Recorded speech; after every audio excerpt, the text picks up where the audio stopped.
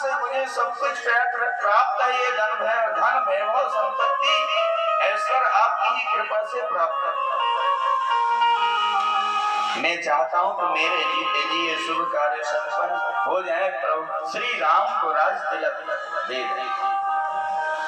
और गुरु ने कहा कि सुंदर संकल्प है, ईश्वर यदि सहायता करे तो यह कार्य संपन्न हो जाए। आदेश दे दिया। श्री राम के राज तिलक की तैयारी होने लगी। सारे तीर्थों का जल, सर्व औषधि आई, सारे राज तिलक की सारी तैयारी बन गई। उत्सव मनाने लगा, बाजे बजने लगे। वशिष्ठ जी ने कहा कि ये बाजे क्यों बजा रहे हैं? मैंने तो कहा नहीं बाजे बजाने के लिए। राजा ने कहा महाराज मैंने प्रसन्नता में बजा दिया।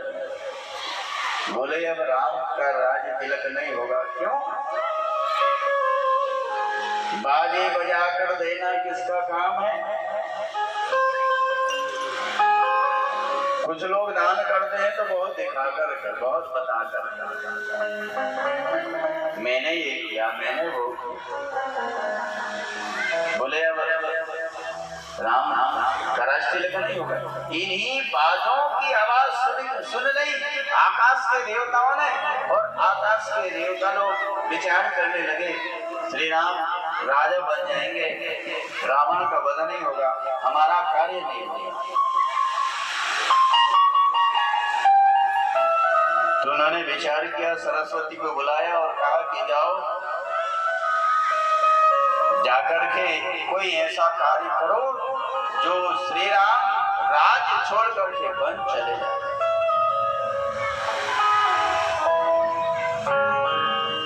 सरस्वती ने कहा देखो कहा ऊंचे जगह रहते हैं और विचार नीचा है।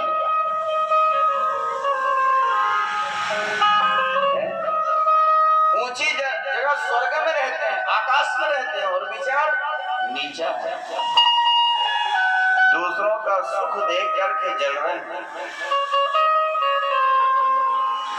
दूसरों के सुख देख करके जलो मत, दूसरों के सुख देख करके खुश हो, प्रसन्न। आज समाज अपने सुख में उतना सुखी नहीं है जितने दूसरे के सुख से दुखी। मेरा पड़ोसी क्यों सुखी है? मेरे पास तो टूटी साइकिल भी नहीं है, उसके पास 2-2 फोर व्हीलर। मैं टूटी झोपड़ी में रहता हूँ, उसके पास तो डबल में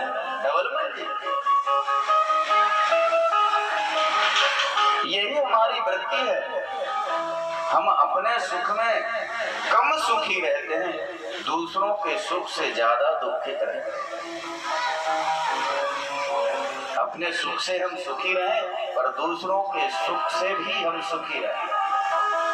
दूसरे के सुख को देख करके प्रसन्न रहा। हे परमात्मा सबको खुश रखना। मेरे किस्मत में खुशी हो, सुख हो तो मुझे भी देना। सरस्वती ने कहा ऊंच निवास नीच कर तूती, ऊंच निवास नीच कर तूती, ऊंच निवास नीच कर तूती, ऊंच निवास नीच कर तूती। देखी न सकही पराई विभूति, देखी न सकही पराई विभूति, ऊंच निवास नीच कर तूती।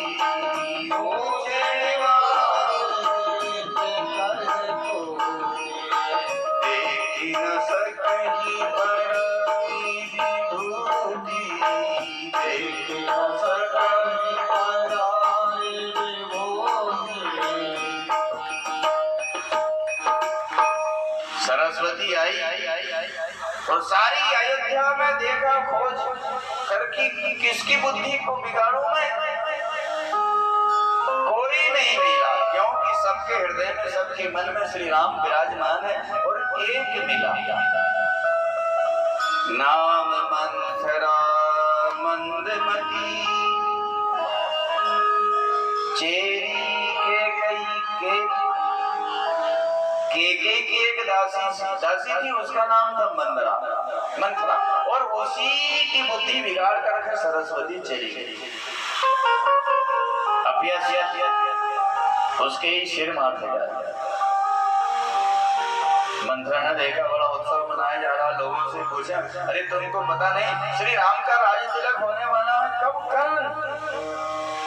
अब तो घबरा गई, भयभीत हो गई, रानी कैकेयी के पास गई, मुख कुमलाया, अरे दासी तुम्हारा मुख क्यों कुमलाया हुआ? बोले क्या करूं, तुम्हारा दुख मुझसे देखा नहीं जा रहा, तुमको भविष्य में दासी बनना पड़ेगा। क्यों, कैसे? तुमको पता नहीं कल राजा राम को राज तिलक देने वाले हैं, मुझे पता नहीं। अरे 15 दिन हो गए उत्सव चलते हुए, तुमको पता नहीं? बोले नहीं पता। तो इससे बड़ा सुख और क्या हो सकता है, राजा राज तिलक राम को करे। ये तो हमारे सूर्यवंश की कुल परंपरा, बड़े को राज तिलक दिया था। बोले राम के राज तिलक से मुझे तकलीफ नहीं है, पर तुमको रानी से दासी बनना पड़ेगा। इसलिए तो राजा ने तो तुम्हारे पुत्र भरत को ननिहाल पहुंचा दिया। कपट को नहीं जानते, कौशल्य ने सब कार्य संपादन कर लिया, राजा उस कौशल्य के बस था।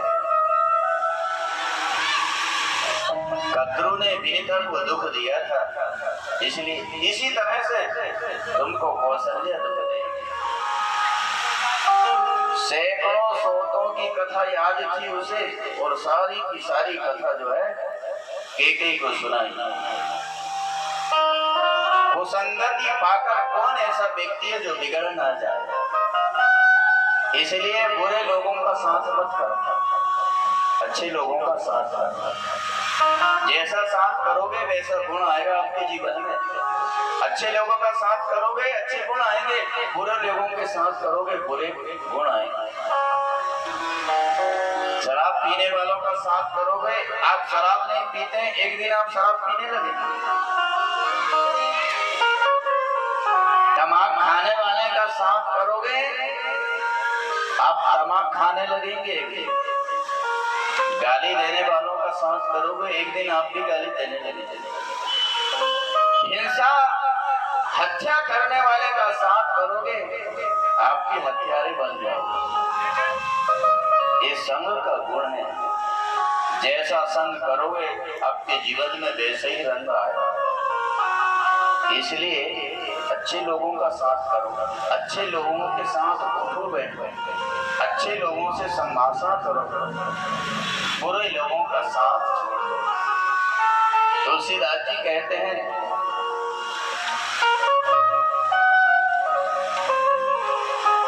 आज ही आपका मंगल हो जाएगा, कल्याण हो जाएगा। कैसे, कब? बिगड़ी जन्म अनेक की, सुधरे अब ही आज, होई राम को नाम जप, तुलसी तज कुसुम। अनेक जन्मों की बिगड़ी हुई आज अब ही सुधर जाएगी। कब, कैसे? श्री राम के हो जाओ, नाम जपो और बुरे लोगों का साथ छोड़ दो, बुरे लोगों का साथ छोड़ दो। इसलिए कुसंग पाकड़ के जो कैकेयी श्री राम से सबसे ज्यादा प्रेम करती थी, आज उसकी बुद्धि बिगड़ गई। मंथरा ने कहा, तुमने बताया था 2 वरदान हाथी रूप में राजा के पास है, 2 वरदानों मांग लो, आज समय है। पर मांगना तब जब वचन न करे, राजा श्री राम की सौगंध कर ले तब मांगना। श्री राम को 14 वर्ष का वनवास और अपने पुत्र भरत को राज तिलक मांगना। बुद्धि बिगाड़ दी और वह कैकेयी अपने वस्त्राभूषण राजशाही पोशाक छोड़ करके काले काले वस्त्र पहन करके और कोप भवन में चली गई। राजाओं के यहाँ एक भवन होता था जिसका नाम कोप भवन। कोई गुस्सा है कैसे पता चलेगा? कोप भवन में चले जाओ, अपने आप पता चल जाए कि व्यक्ति गुस्सा में है। बोल रहे कोप भवन। राजा ने सबको मना कर दिया था कि कैकेयी को कोई भी बताए नहीं, मैं स्वयं संध्या को जाऊंगा और कैकेयी को बता दूंगा कि राम को राज तिलक दे रहा हूँ। कैकेयी बहुत प्रसन्न होगा, कैकेयी बहुत प्रसन्न होगा। संध्या के समय राजा कैकेयी के पास गए। लोगों ने बताया कि कोप भवन में, कोप भवन सुनी सखचेऊ राऊ। कोप भवन जैसे ही सुना संकुचित हो गए। हाथ से स्पर्श किया राजा ने। कैकेयी क्या बात है, क्या दुख तकलीफ है? हाथ को फेंक दिया। जिस हाथ को पिता ने पति के हाथ में सौंपा था, जन्म जन्म का यह संबंध था, आज उसी हाथ को फटकार दिया, फेंक दिया।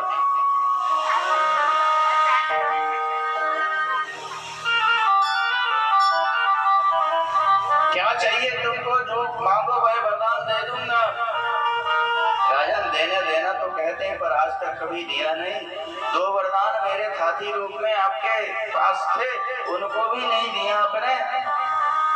मेरा भोला स्वभाव है, बहुत समय चला गया, मैं भूल गया। अरे 2 की क्या 4 मांग लो।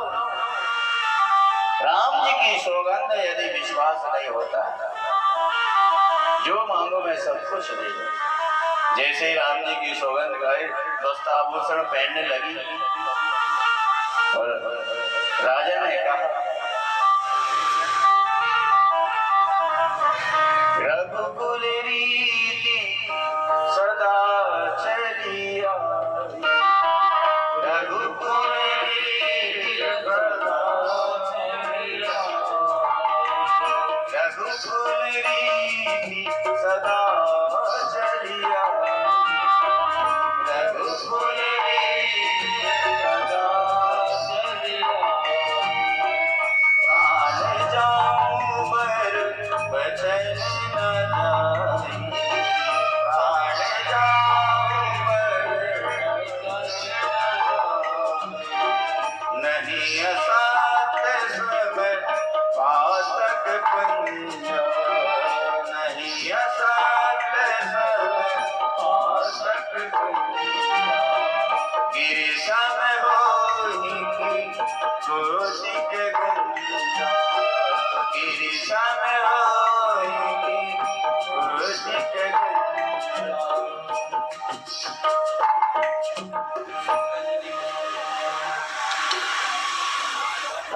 ये रघुकुल की रीत है। प्राण भले ही चले जाएं, पर वचन नहीं जा सकते। मांगो क्या वरदान चाहिए? कैकेयी ने वरदान मांगा, हे प्राणनाथ, पहला वरदान है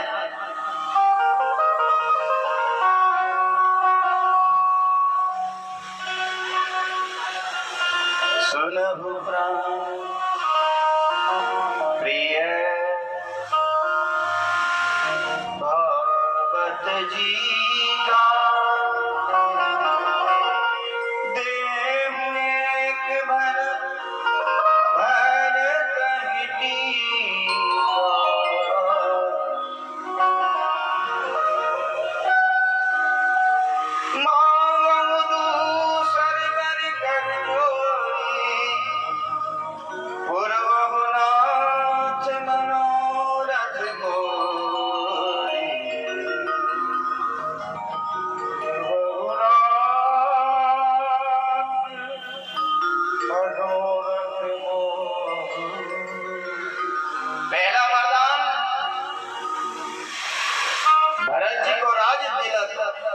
दूसरा वरदान हाथ जोड़ करके मांग रहे हूं, 14 वर्ष के लिए राम को वनवास, वो भी तपस्वी वेश में। 14 वर्ष के लिए वनवास क्यों मांगा? कैकेयी ने, मंत्रा ने कहा था कि ये 14 दिन हो गए राजकाज सजाते हुए, राजतिलक की तैयारी करते हुए, तुमको पता नहीं चला। इसलिए क्रोधित होकर के, क्रोध पूर्वक कैकेयी ने एक दिन के लिए 1 वर्ष का वनवास मांगा। 14 वर्ष।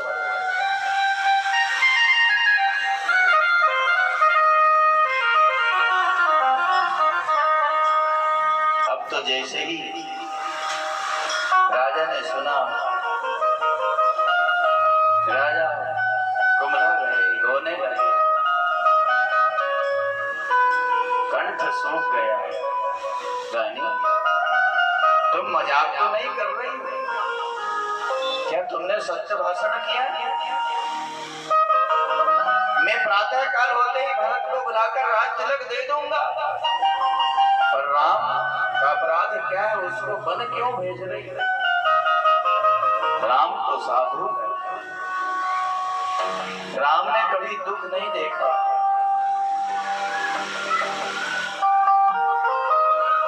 राजन, यदि प्रातः काल होते ही मुनिवेश बनाकर राम वनवास में नहीं गया तो मेरी मृत्यु हो जाएगी।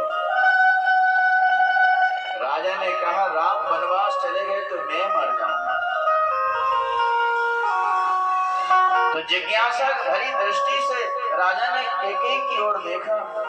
कोई भी पत्नी अपने पति की मृत्यु नहीं चाहती, उसके सौभाग्य के लिए कई उपवास व्रत करती है, पूजन करती है, मेरे पति की आयु बढ़े, इसलिए। तो तुम किसके मृत्यु चाहती हो, मेरी और तुम्हारी? राजन, मैं मर जाऊंगी तो तुमको अपहास्य होगा, संसार में, समाज में तुमको अपयश होगा, और तुम्हारी मृत्यु होगी तो तुमको यश मिलेगा। मैं नहीं चाहती हूं कि आपको अपयश मिले। अब तो महाराज, राजा दशरथ कैकेयी से इतना प्रेम क्यों करते थे? क्योंकि कैकेयी का श्री राम से बहुत प्रेम था। अयोध्या में यदि कोई श्री राम से प्रेम करता था तो सबसे ज्यादा कैकेयी थी। इसलिए दशरथ जी कैकेयी से प्रेम करते थे, उसकी सुंदरता पर रीझ कर नहीं।